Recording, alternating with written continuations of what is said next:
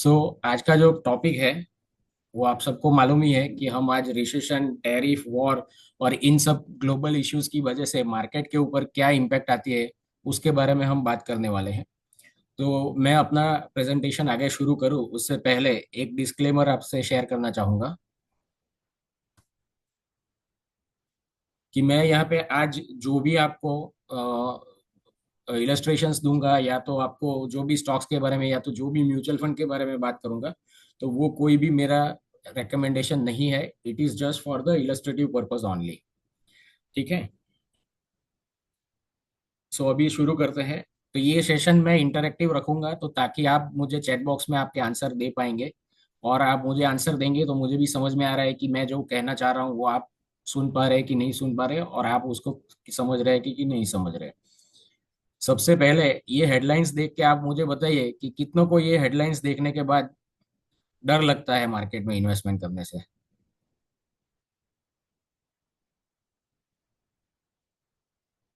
कितने लोगों को डर लगता है मार्केट में इन्वेस्टमेंट करने से ये सारी हेडलाइंस देख के?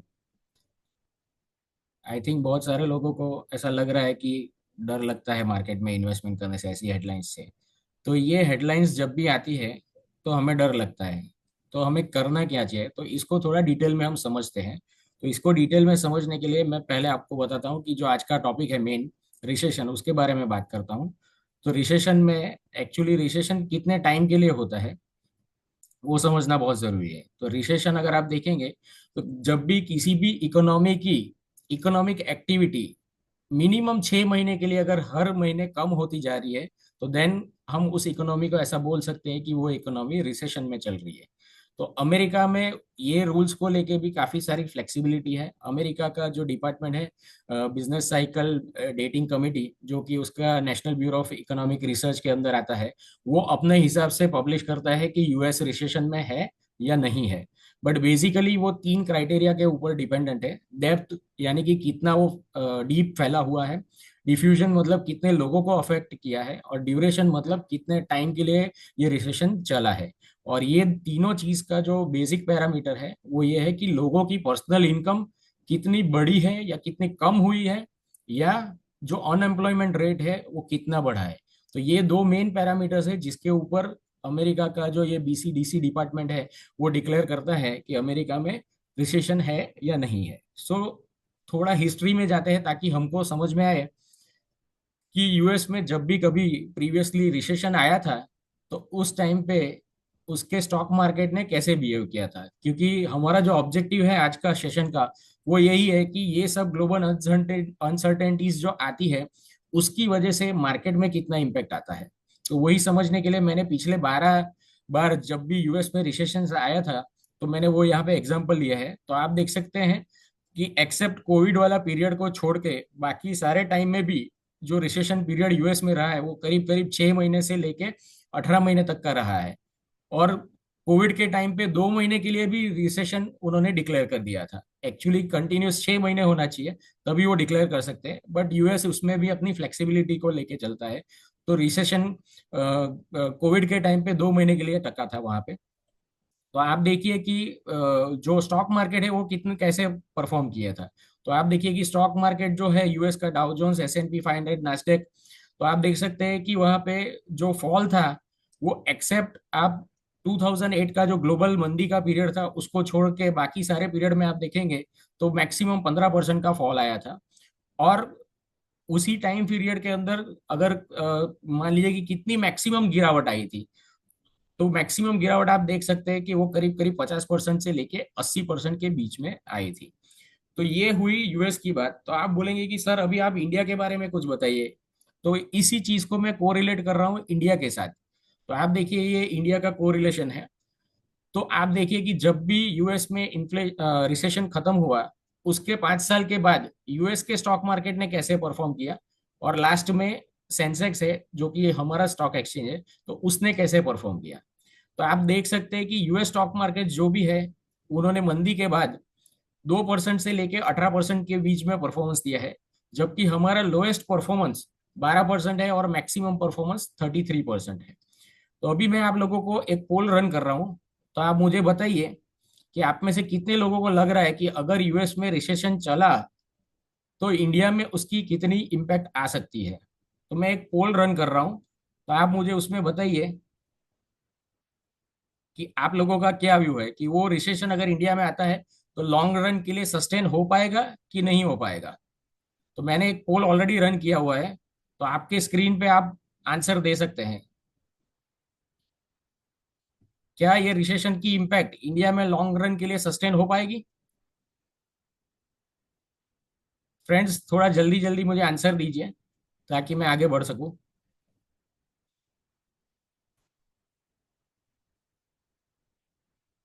यस, ऑलमोस्ट मुझे 21 लोगों ने तो आंसर दे दिया है।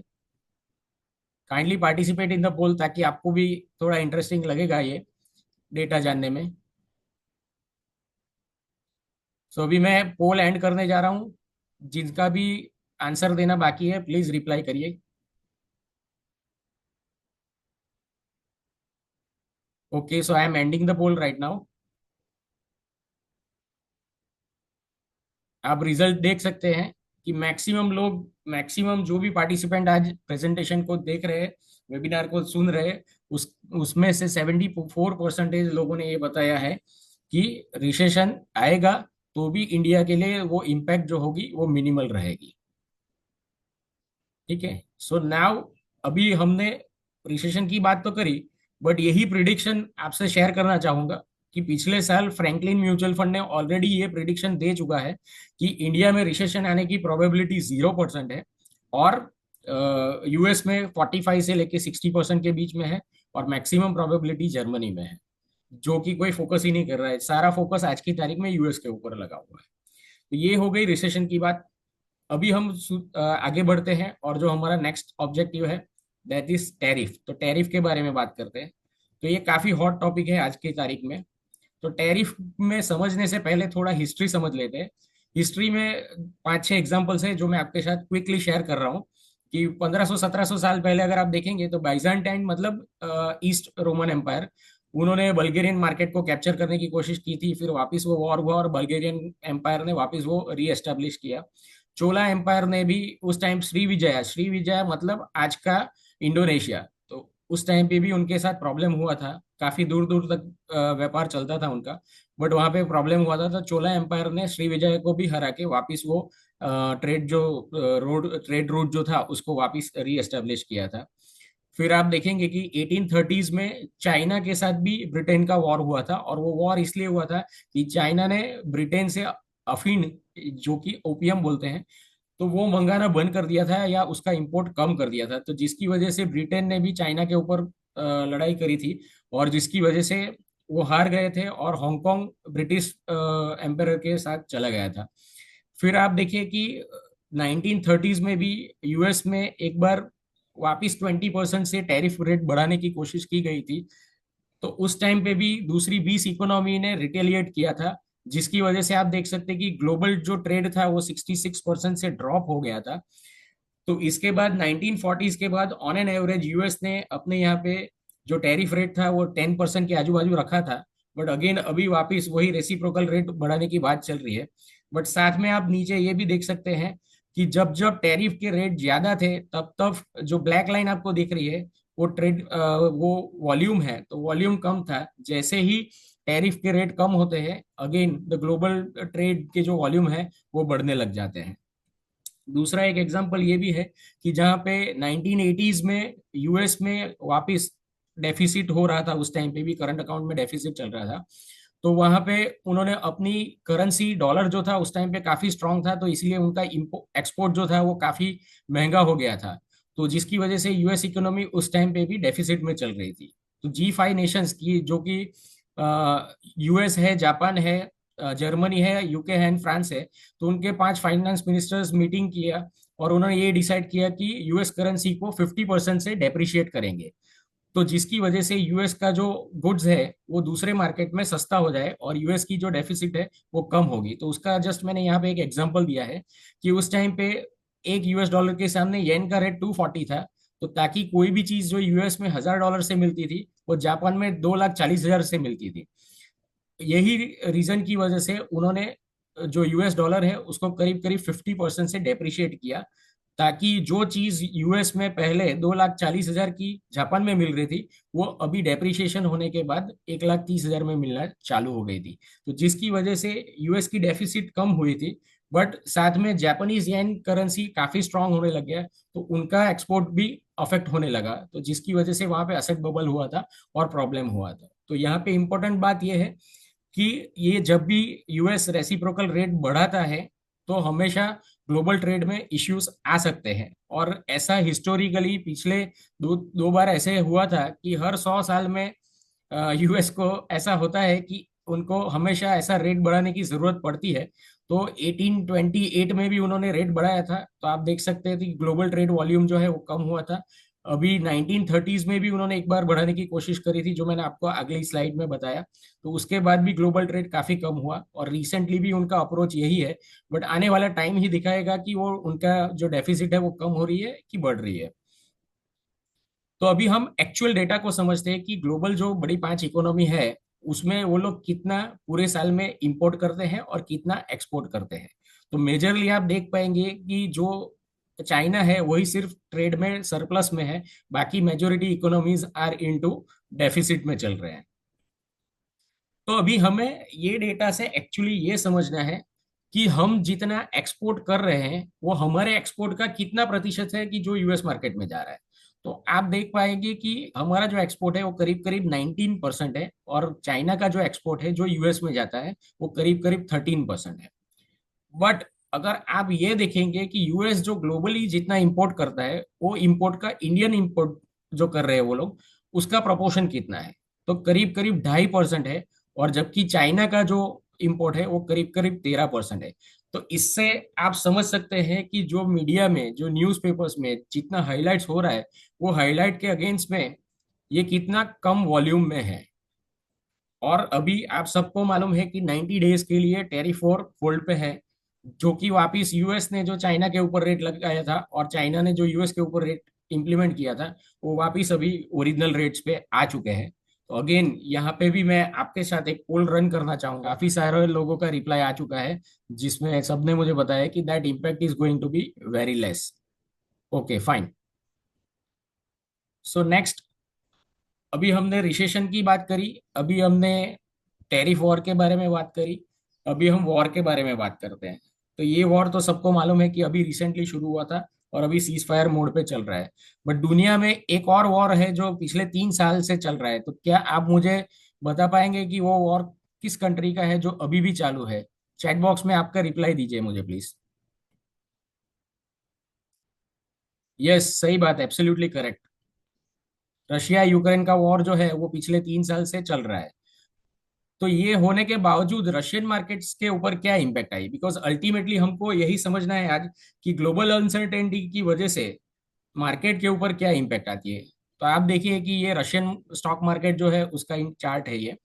आप देख सकते हैं कि 2022 में जब वॉर शुरू हुआ था, तो उस टाइम के बाद आप देखिए कि मार्केट काफी क्रैश हुआ था। बट अब तक 3 साल में ऑलमोस्ट वो मार्केट जिस लेवल पे पहुंचा था वहां से एटलीस्ट डबल हो चुका है। तो अभी will talk about Indian market. तो इंडियन मार्केट में भी जब आप देख सकते हैं कि उरी मार्केट, उरी उरी में जब स्ट्राइक हुई थी, या बालाकोट में जब स्ट्राइक हुई थी, तो उस टाइम पे मार्केट ने रिएक्शन दिया था, but that reaction was very limited. और उसके 1 साल के बाद आप देख सकते हैं मार्केट ने करीब करीब 9 से 11% की रेंज में रिटर्न दिया था। कारगिल वॉर जो था हमारे मतलब 1999 में, वो करीब करीब 3 महीने के लिए चला था। तो सरप्राइजिंगली आप देखेंगे कि मार्केट ने जो भी इवेंट थी उसको एडवांस में ही डिस्काउंट कर दिया था। तो वो वॉर शुरू होने से 1 महीने पहले ही मार्केट हमारा 8.5% के करीब करीब गिर चुका था। But surprisingly during the war हमारा मार्केट 36% से बढ़ा था। और वॉर खत्म होने के 1 साल के अंदर मार्केट ऑलमोस्ट 29% तक आगे चला गया था, कि जो आपको ये दिख ही रहा है। साथ में आपको ये भी लग रहा है कि जीडीपी के ऊपर क्या इम्पेक्ट आई। तो डेटा सजेस्ट करता है कि जीडीपी भी ड्यूरिंग द वॉर टाइम बढ़ी थी, और इन्फ्लेशन भी कम हुआ था। फिजिकल डेफिसिट 0.10% से स्लाइड बढ़ा था। तो यहाँ पे भी मैं आप लोगों के साथ एक सवाल करना चाहूंगा कि अगर ग्लोबल लेवल पे ये सारी इम्पैक्ट होती है, अनसर्टेनिटीज बढ़ती है, तो लोग इन्वेस्टमेंट ऑप्शंस में कौन सा ऑप्शंस प्रीफर करते हैं? कि कौन से ऑप्शंस को लोग सेफ हेवन समझते हैं?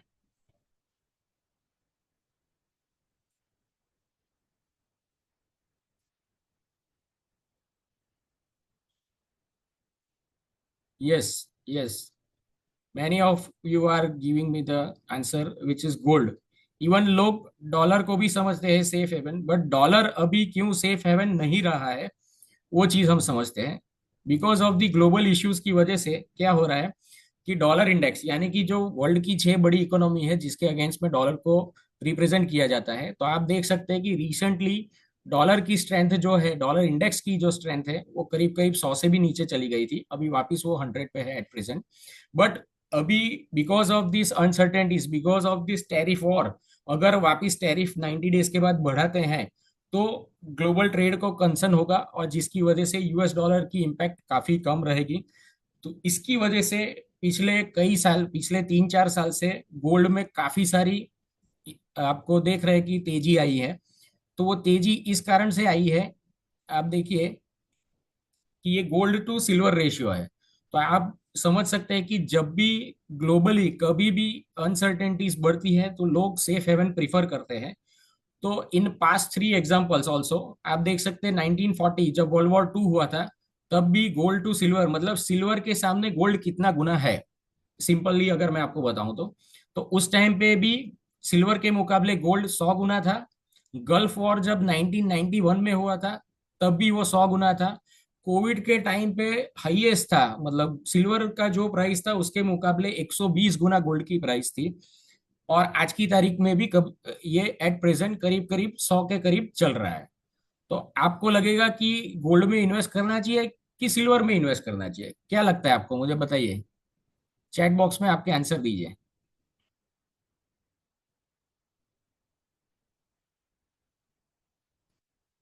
ये डेटा देख के आप लोगों को क्या लग रहा है?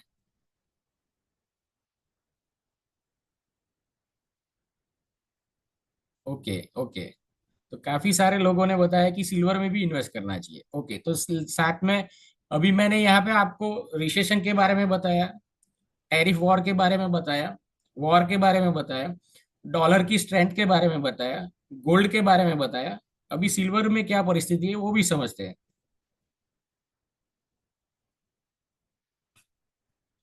सी आप देख सकते हैं, ये जो फर्स्ट चार्ट है वो गोल्ड का ऑलमोस्ट पिछले 45 ईयर्स का चार्ट है, और ये नीचे जो चार्ट है वो सिल्वर का चार्ट है। तो आप देख सकते हैं कि दोनों चार्ट में आप भी खुद देख के समझ सकते हैं कि कौन से चार्ट में सबसे ज्यादा वॉलेटिलिटी है।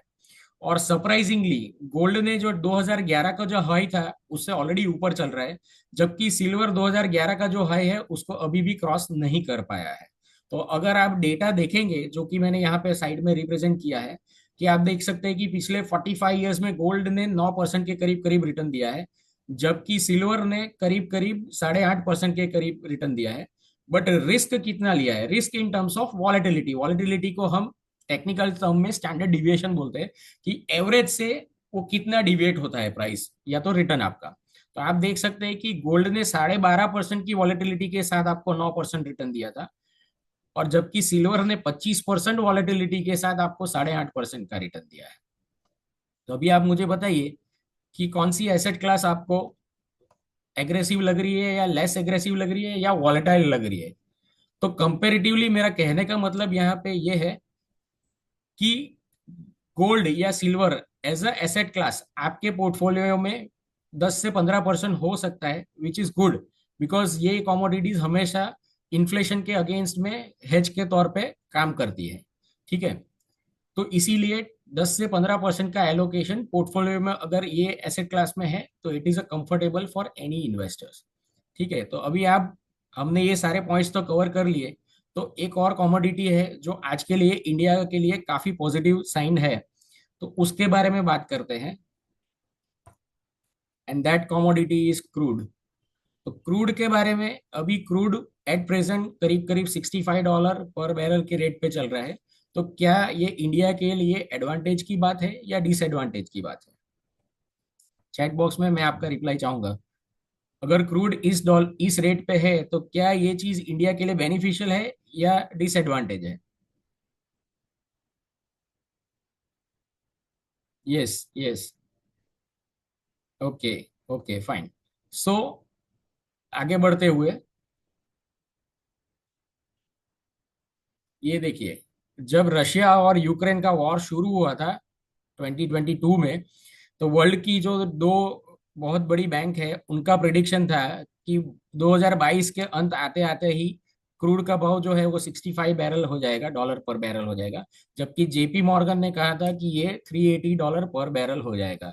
But this is the classic example that any investor should not take serious decisions of their investments based on the recent headlines.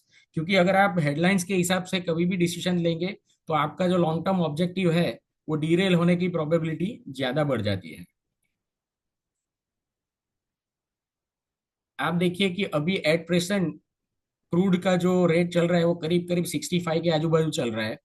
और फिर भी जो ग्लोबल आउटलुक है in terms of global trade also, वो week लग रहा है। फिर भी ओपेक कंट्रीज की जो अभी रिसेंट एक मीटिंग हुई थी, स्टिल उन्होंने बोला कि we will continue with the supply. जो भी सप्लाई चल रहा है उस सप्लाई को आज की तारीख में मेंटेन करेंगे, या तो इवन जरूरत पड़ी तो बढ़ाएंगे भी। तो अगर ये चीज वो इम्प्लीमेंट करते हैं तो आने वाले टाइम में आप मुझे बताइए कि इंडिया में क्रूड की वजह से एडवांटेज होगा या डिसएडवांटेज होगा। वो सब आपने मुझे ऑलरेडी बताया ही है कि एडवांटेज होगा, तो वो एडवांटेज किस तरीके से होगा वो समझते हैं। आप देखिए कि अगर क्रूड का रेट $60 पर बैरल के हिसाब से रहेगा तो India can save almost 2.25 lakh crore रुपए सेव करेगा ऑन अ इंटरनेशनल पेमेंट। अगर ये 65 बैरल के आसपास रहता है तो we could save somewhere around $1.5 lakh के 1.5 लाख करोड़ के आजू बाजू हम सेव कर पाएंगे। और अगर ये $70 पर बैरल रहता है तो हम करीब करीब 1 लाख करोड़ रुपए के आजू बाजू की बचत कर पाएंगे। तो अगर ये होता है तो इंडिया में इन्फ्लेशन आने के चांसेस काफी कम है। और इंडिया में इन्फ्लेशन अगर कम रहता है तो आप मुझे बताइए कि आरबीआई क्या करेगी? ब्याज की दरें बढ़ाएंगी या ब्याज की दरें कम करेगी? चैट बॉक्स में आपका आंसर दीजिए प्लीज मुझे कि अगर इंडिया में इन्फ्लेशन कम होता है, क्रूड के प्राइस अगर कम रहती है, if it remain somewhere around $65 to $70 के आजू बाजू रहता है, तो क्या इंटरेस्ट रेट्स कम होंगे? आरबीआई इंटरेस्ट रेट्स कम करेगी?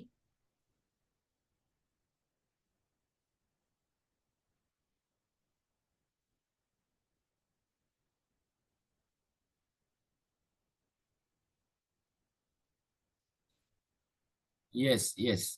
RBI interest rates, sir RBI interest rates घटाएगी। और अगर आरबीआई इंटरेस्ट रेट्स घटाएगी तो उसकी वजह से कहाँ पे एडवांटेज ज्यादा होगा, आप सबको मालूम ही है।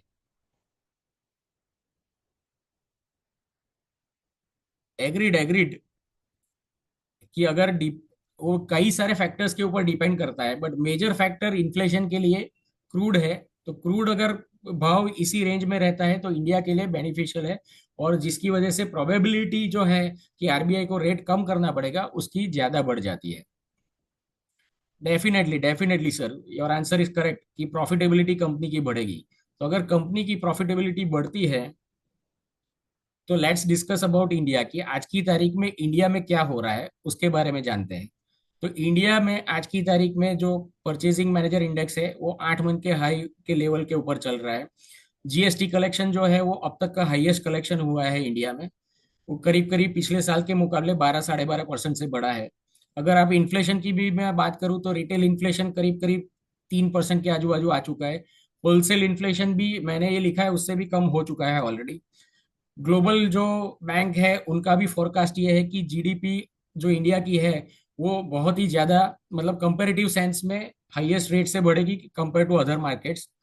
फॉरेक्स रिजर्व जो हमारा है वो करीब करीब $690 बिलियन के आसपास पहुंच चुका है। जब 1992 में प्रॉब्लम हुआ था इंडियन में तो उस टाइम पे हमारे पास $5 बिलियन का ही फॉरेक्स रिजर्व था। उसके मुकाबले आज $690 बिलियन का फॉरेक्स रिजर्व है, जो कि आने वाले 10 से 12 महीने का जो भी इंपोर्ट बिल हो सकता है इंडिया का उसको कैटर करने की कैपेसिटी है इसमें। इसकी वजह से अगर आप मार्केट भी देखेंगे तो मार्केट भी हमारा market, we have become the fourth largest economy in the world. और साथ में हमारा स्टॉक मार्केट जो है वो भी दुनिया में 5वें नंबर पे पहुंच चुका है ऑलरेडी। और एक और पॉजिटिव बात जो इंडियन गवर्नमेंट के लिए काफी पॉजिटिव है, पिछले साल भी आरबीआई ने डिविडेंड के फॉर्म में इंडियन गवर्नमेंट को 2,10,000 करोड़ रुपए दिए थे। इस साल वो 2,35,000 से लेके 2,75,000 की रेंज में होने जा रहा है। तो आप मुझे बताइए कि ये जो सेंसेक्स की जो हम बात करते हैं आज की तारीख में, तो वो किन पैरामीटर्स के ऊपर डिपेंडेंट है, वो समझना बहुत जरूरी है। तो आप अगर सेंसेक्स किस पैरामीटर्स के ऊपर डिपेंडेंट है वो समझेंगे, तो आपको समझ में आएगा कि क्यों हमारी इकोनॉमी या तो इंडियन स्टॉक मार्केट काफी अच्छा चलने की प्रोबेबिलिटी ज्यादा है। तो मेन फोर रीजन जो है वो है consumer, government, companies and investor. So let's understand all these four points one by one. तो अभी मैं थोड़ा फास्ट रखूंगा क्योंकि बहुत सारे पॉइंट्स इसमें आएंगे। तो कंजम्पशन के लिए चाहिए पॉपुलेशन। पॉपुलेशन आप सबको मालूम है कि India has got the highest population. आप देखेंगे working age population by 2050 there is a working age population globally 85 crore की होगी, जिसमें से 15 करोड़ की पॉपुलेशन इंडिया प्रोवाइड करने जा रहा है। पिछले 25 साल में इंडिया ने जितना सेव नहीं किया था, उसका 10 गुना इंडिया अगले आने वाले 25 साल में सेव करने जा रहा है। तो अगर आप सेव करेंगे तो कहाँ से करेंगे? जब आपकी इनकम होगी तब आप सेव करेंगे।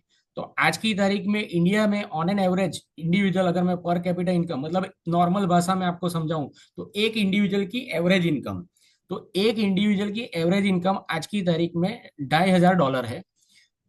तो जब भी जापान ने ग्लोबल एवरेज, और कोरिया, साउथ कोरिया ने, तो ये नंबर्स जब भी $2,500 से लेके $20,000 का अचीव किया था, तो कितने टाइम में किया था? तो जापान ने ये चीज 15 साल में अचीव किया था। ग्लोबल एवरेज 21 साल की है। साउथ कोरिया का वर्स्ट टाइम फ्रेम 23 ईयर्स का है। और इंडिया अपने ही स्पीड से अगर चलता है तो फिर भी 2050 तक हम हमारी जो इनकम है उसको करीब करीब 8 गुना बढ़ा देंगे। तो आप मुझे बताइए कि लोगों की अगर इनकम बढ़ती है तो वो क्या करेंगे? लोगों की अगर इनकम बढ़ती है तो वो क्या करेंगे? अगर आपको मालूम है कि मेरी इनकम आज 1 लाख है, कल मेरी 2 लाख हो जाएगी, तो आप क्या करेंगे? चैट बॉक्स में आपका आंसर दीजिए प्लीज।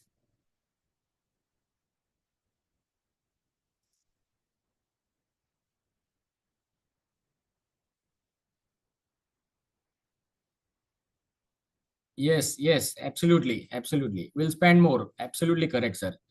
तो अगर इनकम 8 गुना बढ़ने वाली है तो खर्चा भी वैसे ही होगा। तो वो खर्चा आज की तारीख में हो रहा है कि नहीं हो रहा है?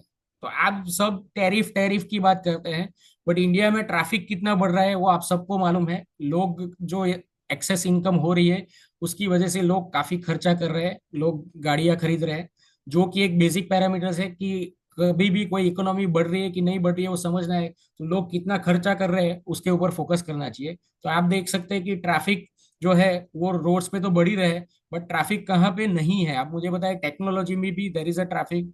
आप घूमने जा रहे हैं तो एयरपोर्ट पे भी आपको ट्रैफिक दिखेगा। इंफ्रास्ट्रक्चर में भी ट्रैफिक हो रहा है इंडिया में। आप लोग खर्चा कर ही रहे हैं तो होटल्स वगैरह में भी जाते हैं, घूमने जाते हैं, तो वहां पे भी आप देखेंगे कि बहुत सारा रश रहता है। और उसका आपको समझ में आता है कि ये पिक्चर क्या आपको बता रहा है। और उसकी नेगेटिव इम्पैक्ट भी है कि लोग बाहर का खाना खा के प्रॉब्लम फेस कर रहे हैं, हेल्थ रिलेटेड इश्यूज फेस कर रहे हैं, जिसकी वजह से आपको हॉस्पिटल में जाना भी पड़ सकता है शायद। तो बट किसी सेक्टर्स के लिए ये पॉजिटिव पॉइंट है। तो हर जगह पे आपको ट्रैफिक दिख रहा है। नंदन नीलेकणी साहब जो कि इंफोसिस के को फाउंडर है, उनका प्रिडिक्शन ये है कि इंडिया में आज 2,000 स्टार्टअप है, आने वाले 20 साल में यही स्टार्टअप 10 लाख के करीब करीब पहुंच जाएंगे। आप इंफ्रास्ट्रक्चर के ऊपर का स्पेंडिंग जो गवर्नमेंट कर रही है, जो मैं गवर्नमेंट की बात कर रहा हूँ, तो आप समझ सकते हैं कि मुंबई में ये बॉम्बे कोस्टल रोड प्रोजेक्ट चल रहा है जो करीब करीब 33,500 करोड़ के 500 करोड़ रुपए में बनने जा रहा है। और पिछले 10 साल में भी आप देख सकते हैं करीब करीब 1.5 गुना से लेके 2.5 गुना की रेंज में सारे जो इंफ्रास्ट्रक्चर प्रोजेक्ट्स है वो डेवलप हो ही रहे हैं ऑलरेडी इंडिया में। प्लस आप देखिए कि ये सारी ट्रेन्स भी बढ़ रही है। ऑन एन एवरेज इंडिया में 13,000 ट्रेन है, और सालाना करीब करीब 735 करोड़ पैसेंजर ट्रैवल करते हैं। On an average 2 crore passenger travel करते हैं। तो ये रश ऑलरेडी वहां पे है, तो लोग टैरिफ देखते हैं। मैं आपसे सजेस्ट करूंगा कि ये ट्रैफिक देखिए, ताकि आपको क्लैरिटी आए कि इंडियन इकोनॉमी में क्या स्ट्रेंथ बढ़ रही है। साथ में we have become the third largest economy in a global renewable solar renewable energy. तो जो कि हम 10 साल पहले करीब करीब 3 गीगावाट्स प्रोड्यूस करते थे, आज हम 100 गीगावाट्स की रेंज में पहुंच चुके हैं ऑलरेडी। आने वाले टाइम में ये मुझे बताए कहाँ की पिक्चर है? चैट बॉक्स में आप आंसर दीजिए मुझे प्लीज।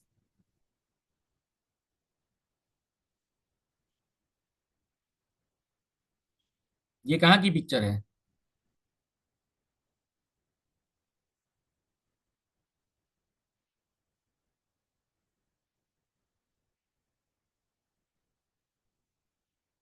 ये कहाँ की पिक्चर है, आप मुझे बताइए सर।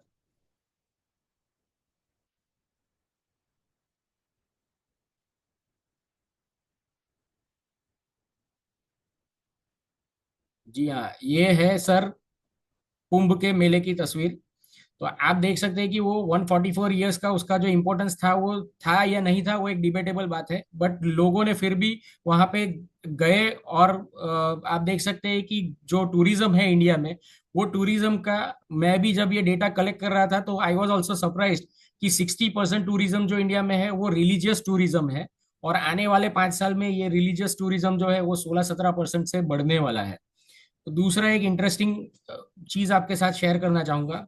ये कॉन्सेप्ट अभी इंडिया में हुआ था जिसके पीछे इंडिया का यूथ जो था वो बहुत बुरी तरह पागल था ये इवेंट को अटेंड करने के लिए। तो ये कौन सा इवेंट था, कोई बता पाएगा मुझे?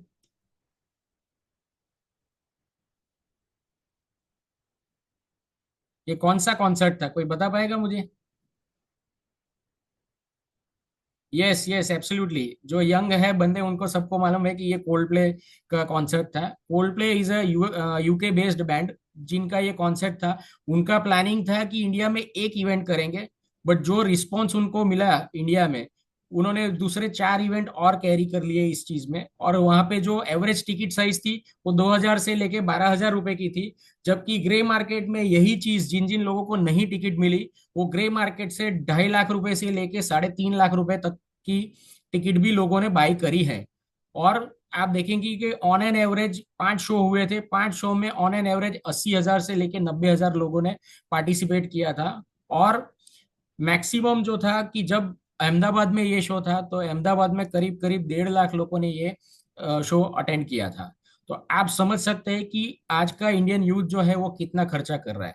तो खर्चा कर ही रहा है, तो खर्चा करने के लिए आप क्या इंस्ट्रूमेंट यूज करते हैं? Online payment. तो ऑनलाइन पेमेंट में आज की तारीख में India has become the leader. मतलब ग्लोबल लेवल पे अगर आप वॉल्यूम्स देखेंगे कंट्री वाइज, तो इंडिया का वॉल्यूम वर्ल्ड वाइड सबसे ज्यादा है ऑनलाइन पेमेंट करने में।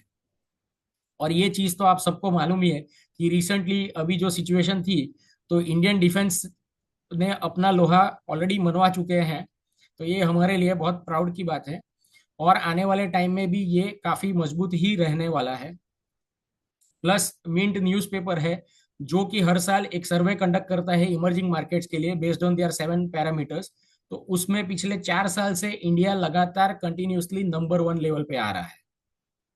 साथ में gross fix capital formation, simple शब्दों में अगर मैं कहूं तो दैट मीन्स कि आप फिजिकल प्रॉपर्टीज में कितना इन्वेस्टमेंट कर रहे हैं एज अ इंडिविजुअल, गवर्नमेंट कितना इन्वेस्ट कर रही है इंफ्रास्ट्रक्चर में, और प्राइवेट कंपनीज कितना एक्सपांशन कर रही है अपना प्रोजेक्ट्स या तो जो प्लांट है उसको इंक्रीज करने के लिए।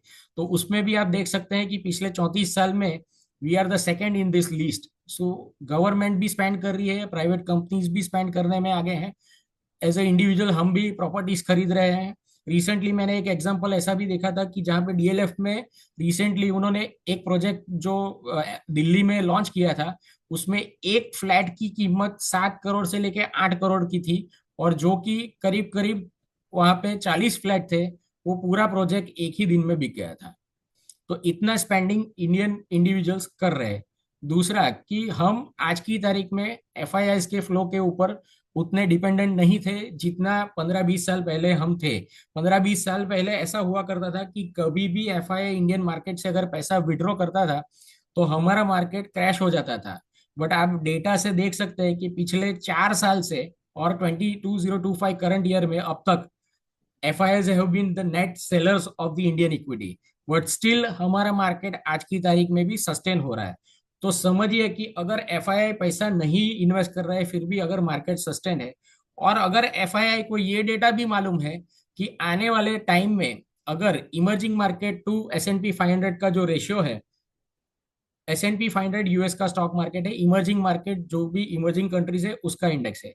तो उसके अगेंस्ट में अगर आप देखेंगे तो पिछले 25 साल के लोएस्ट लेवल के ऊपर इमर्जिंग मार्केट्स ट्रेड हो रहे हैं compare to the US market. तो आप समझ सकते हैं कि ये पैसा कहाँ आ सकता है डाउन द लाइन। साथ में अगर फिर भी वॉलेटिलिटी कंटिन्यू भी रहती है और उसकी वजह से कुछ प्रॉब्लम होता है, तो इंडियन डोमेस्टिक इंस्टीट्यूशनल इन्वेस्टर के पास आज करीब करीब 2.5 लाख करोड़ रुपए ऑलरेडी है।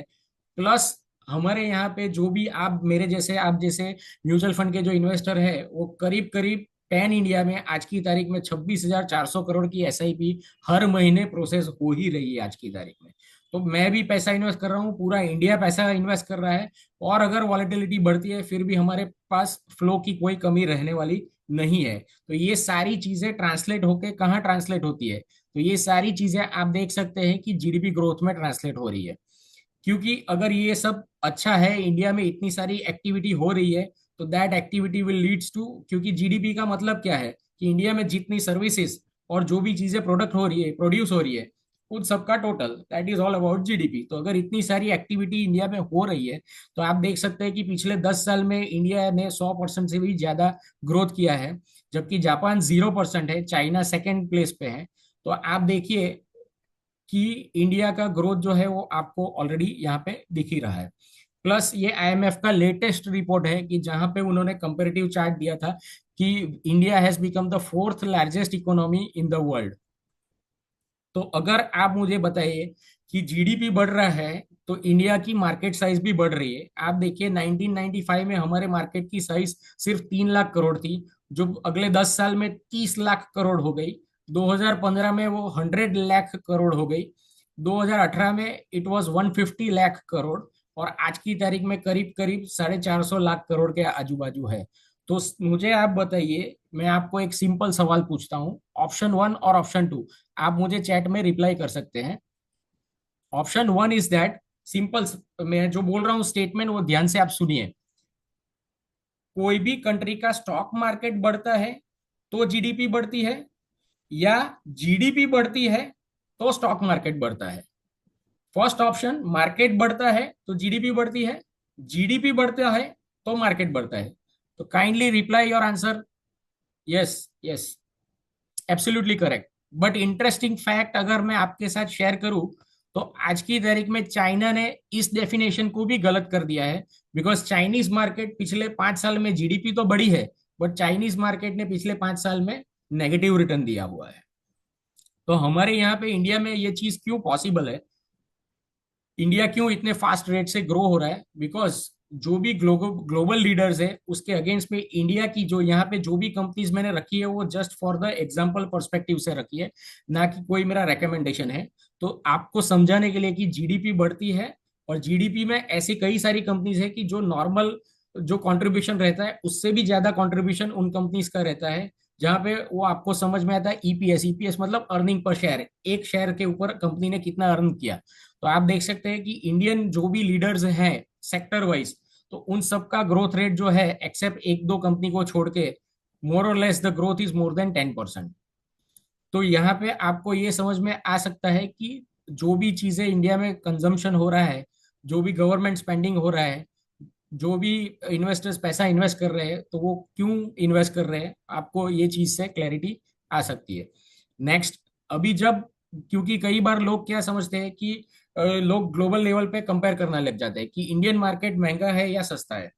तो आप देख सकते हैं कि अगर मार्केट महंगा है या सस्ता है, ग्लोबल कंपैरिजन करना है, तो उसके लिए हमें देखना पड़ता है market cap to GDP ratio. मतलब इंडियन मार्केट, सिंपल शब्दों में अगर मैं समझाऊं कि जीडीपी 100 रुपए है तो मार्केट 110 रुपए है, that is called market cap to GDP ratio. तो अगर इस पैरामीटर के हिसाब से हम देखें, तो आप देखिए कि चार्ट में जो मैंने यहाँ पे टेबल में जो 16 कंट्रीज का डेटा शेयर किया है, उसमें से 4 कंट्री ऐसी है कि जिसका market cap to GDP ratio 100% से नीचे है। बट बाकी सारी ग्लोबल जो भी पीयर्स है हमारे लिए, वो सबका डेटा 100 से ऊपर ही है। इंडिया का at present current data is somewhere around 124% के आजू बाजू है। प्लस आप देखिए कि म्यूचुअल फंड इंडस्ट्री की साइज अगेंस्ट द जीडीपी, तो इंडिया में जितना जीडीपी है उसका सिर्फ 18% ही म्यूचुअल फंड इंडस्ट्री है। और ग्लोबल एवरेज अगर आप देखेंगे तो global average is somewhere around 74%। तो आप समझ सकते हैं कि we are way below than the global average. तो अगर ये सब पैरामीटर्स हैं, तो इंडिया में पैसा आने वाले टाइम में आ सकता है, क्योंकि आपको भी मालूम है कि 26,400 करोड़ की एसआईपी का फ्लो ऑलरेडी हर महीने चल रहा है। फंड मैनेजर्स के पास, डोमेस्टिक इंस्टीट्यूशनल इन्वेस्टर्स के पास आज की तारीख में करीब करीब 2.5 लाख करोड़ रुपए ऑलरेडी अवेलेबल है। अगर मार्केट में वॉलेटिलिटी बढ़ती है तो वो पैसा डिप्लॉय करने के लिए रेडीली अवेलेबल है। तो अगर मार्केट में टाइम बीइंग सेंटीमेंट की वजह से या तो कोई भी ग्लोबल न्यूज की वजह से वॉलेटिलिटी आती है, तो दैट वॉलेटिलिटी इज नॉर्मल। क्योंकि आप, मैं ये नहीं चाहता कि कोई ये रिपोर्ट देखे, बट जिन्होंने भी अगर ये रिपोर्ट देखा है तो आप समझ सकते हैं कि अगर ये रिपोर्ट ऐसा है तो ये नॉर्मल है। बट अगर ये रिपोर्ट, आप मुझे बताएंगे कि कौन सा रिपोर्ट है ये? Can anybody tell me which report is this?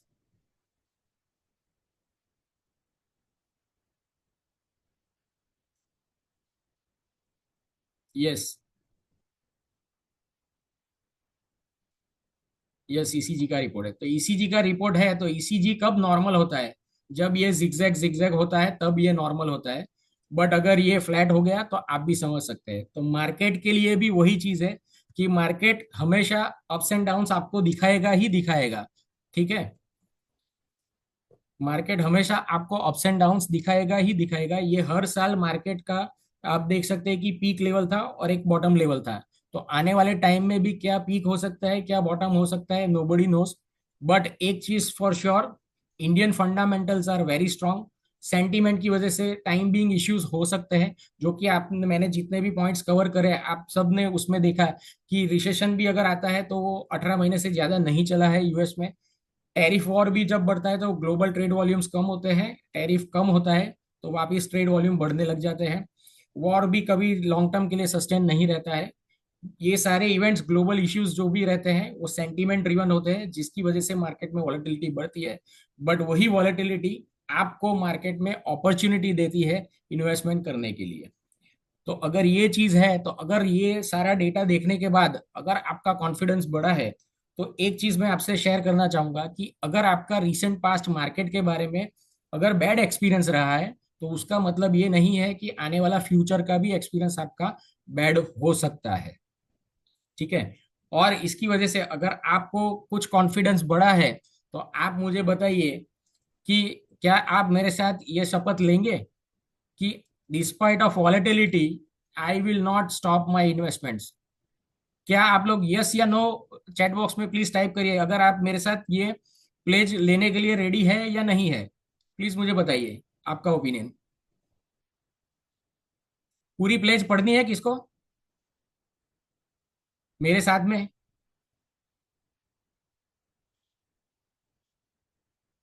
Okay, okay, अगर आपको पूरी प्लेज नहीं पढ़नी है तो मैं ये चीज को, लॉन्ग चीज जो है उसको I will cut in to short, and that is,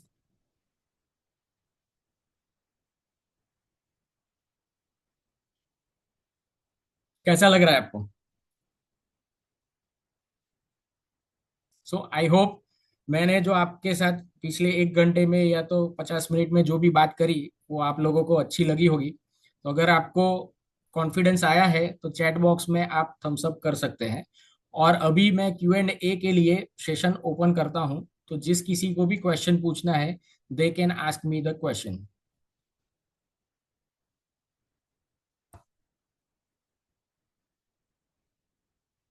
आप में से जिनको भी क्वेश्चन पूछना है, या तो दो चीज हो सकती है कि मैंने जो बताया वो पूरी चीज आपको समझ में आ गई, या तो मैंने जो भी बताया वो आपको समझ में नहीं आया है।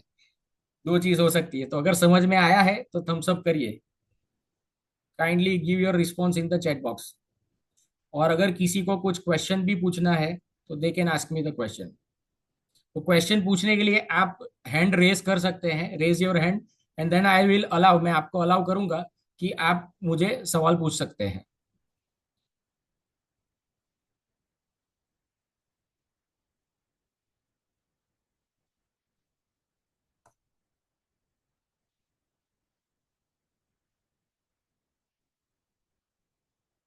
जिसको भी सवाल पूछना है तो आप मुझसे सवाल पूछ सकते हैं।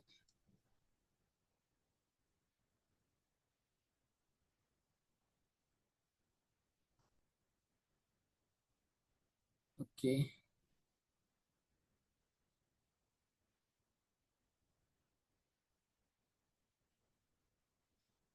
ओके, देवेंद्र जी को सवाल पूछना है, तो सर मैं आपको अनम्यूट कर रहा हूँ। यस सर, आप आपको अनम्यूट करिए सर, और मुझे सवाल पूछ सकते हैं सर आप। Hi, Rahul. First of all, thank you for this presentation. It was very informative. Thank Um, you so much sir for your feedback. my question is in yes. all the, and I don't know whether, because I'm outside India, so I don't know whether India in the net trade, is it in deficit or surplus in terms of imports and exports? See we If are that सर, is the, we are if that, already into deficit at this moment, because हमारा जो भी export होता है वो export comparative sense में import से काफी कम है, तो इसकी वजह से for that reason India always most of the time it has remained in a current account side on a deficit side sir, okay. Because Now, because India, sorry I am sorry, yes you please ask me sir. so if that is the case, how will the currency get impacted in longer term? Say we are looking at 10 years from now. Okay, so down the line, see, it depends on the volume and the quantum of the deficit. So if that deficit remains on a quite higher side, then the probability is very high that currency will depreciate. But if that deficit will remain within the range, which is permissible range, which is somewhere around 1 or 2%, somewhere around the globe against the GDP data, so then the depreciation of the currency would be very limited over a period of time down the line, say for 10 years. But ये deficit अगर बढ़ती है तो then definitely it can impact the currency also. But ज्यादातर अगर आप, मैं if I share the latest data with you, तो पहले ऐसा होता था कि सर हमारा जो भी एक्सपोर्ट होता था, वो एक्सपोर्ट में ज्यादातर चीज जो थी वो ऐसा था कि जो फार्मा है या आईटी है उसका एक्सपोर्ट इंडिया से ज्यादा होता है। बट आज की तारीख में इंडिया का जो एक्सपोर्ट है, जिसमें IT export has grown significantly, जिसकी वजह से जो हम इंडिया में इंपोर्ट करते हैं, क्रूड इंपोर्ट करते हैं, जो कि इंडिया का ओवरऑल जो इंपोर्ट है उसका करीब करीब 60% क्रूड इंपोर्ट है, तो उसकी इम्पैक्ट को आज इंडियन आईटी एक्सपोर्ट्स ने नलीफाई कर दिया है सर। मतलब आज की तारीख में डेटा ये सजेस्ट करता है कि इंडिया में से जो आईटी सेक्टर का एक्सपोर्ट है, उसका जो वॉल्यूम है, वो वॉल्यूम इतना बढ़ चुका है कि इंडियन इकोनॉमी का जो इंपोर्ट बिल है because of the crude, it has become at par almost sir.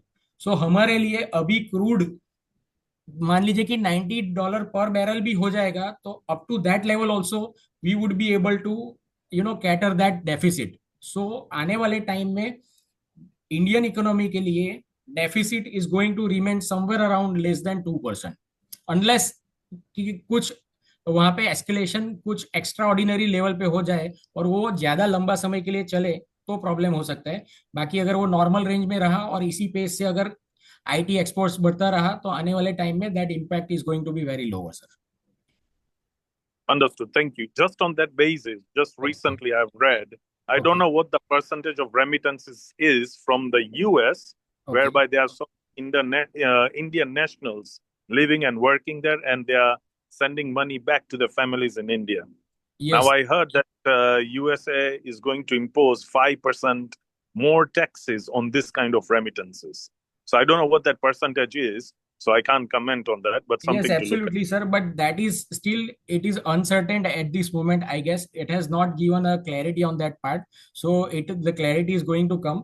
Even if they impose by say 5%, still NRIs are transferring, remitting their money to Indian market, because they also feel they also understand that Indian economy is going to do well. So for their individual purposes or for the investment perspective, they would definitely remit their money to Indian market. Despite of that, even if it comes, still they would continue to remit money to the Indian economy. Okay, that's it from me. Thank you. Yes. Thanks. Okay. Okay. Okay. किसी और को question है? Yes, चतुर भाई, मैं अभी आपको 200। Yes Chatur ji, you can ask me the question.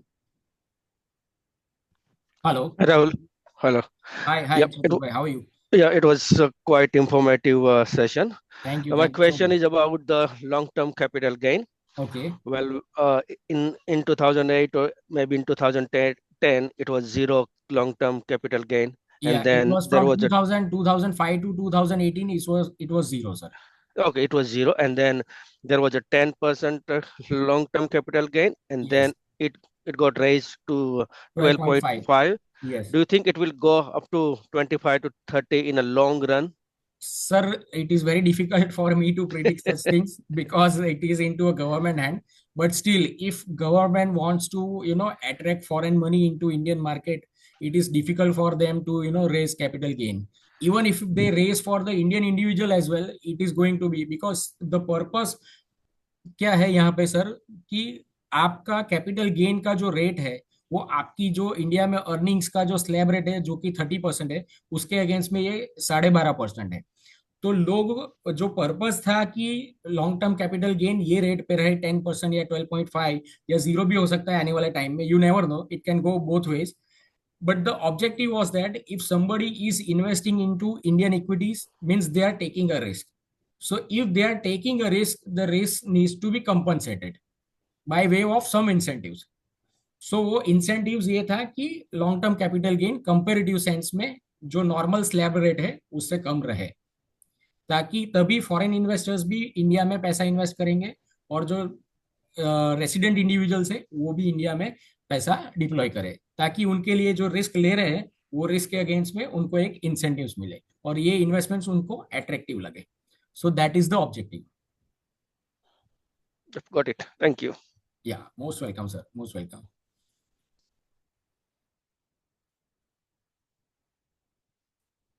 So, और किसी को क्वेश्चन पूछना है?